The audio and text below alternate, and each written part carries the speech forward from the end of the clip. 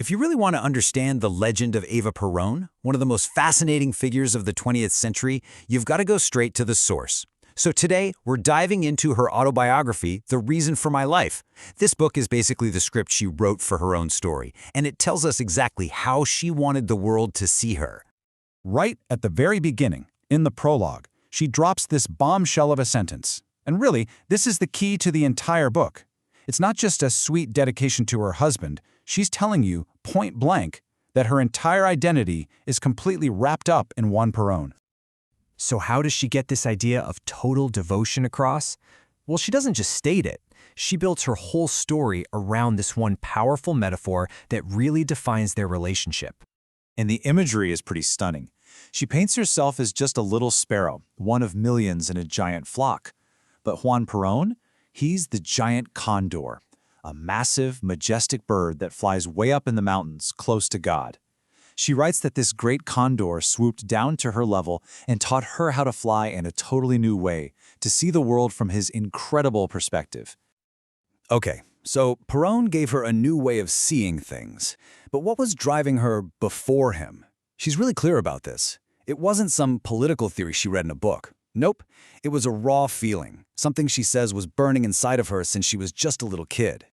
And that feeling, she calls it indignation. You know that hot, righteous anger you feel when something is just fundamentally unfair. She claims this wasn't something she learned. It was a fundamental feeling that was just part of her from her earliest memories. She actually breaks down her political awakening into 3 simple steps from her childhood. First, she learned that there were rich people and poor people. Second, she realized there were way more poor people. But the real game changer was the 3rd step. Around age 11, she heard something that changed everything, that there are poor people because the rich are too rich.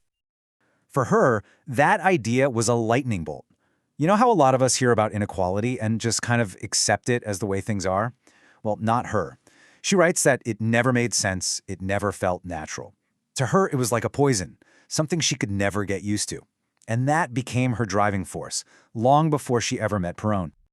So for years, she's carrying around all this frustration, this indignation, without a clear path. But then, she points to one single day that changed everything, the day that finally gave her life a mission. She doesn't see their meeting as just a random event. For her, it was destiny.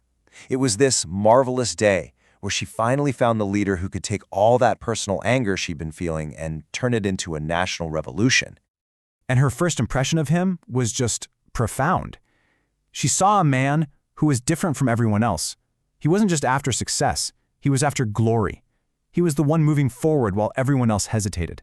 And she says she knew, in that very instant, that his cause was her cause. His path was now her path. So once she joins him and he becomes president, she has to figure out her own role. And this leads her to do something pretty brilliant. She basically creates 2 distinct identities for herself. Yeah, it's like they were 2 different people. On one side, you have Eva Perón. That's the formal first lady, the president's wife who attends the galas and gets all the official honors. But then there's Evita. And Evita, as she puts it, is the woman of the leader, the one who's out there working for the people. So she's got these 2 roles, almost like 2 characters she's playing. The obvious question is, which one did she really connect with? Which one was the real her? And she does not leave you guessing. It was Evita, hands down. She says that when the people called her Evita, she didn't feel like the First Lady at all. She felt like a mother, a companion, a sister. That was her name of connection, of action. And that name, Evita, was tied to a very specific job that she basically invented for herself. She decided she wasn't just going to be a symbol. She was going to be a living, breathing connection. She describes her daily routine as being a human conduit.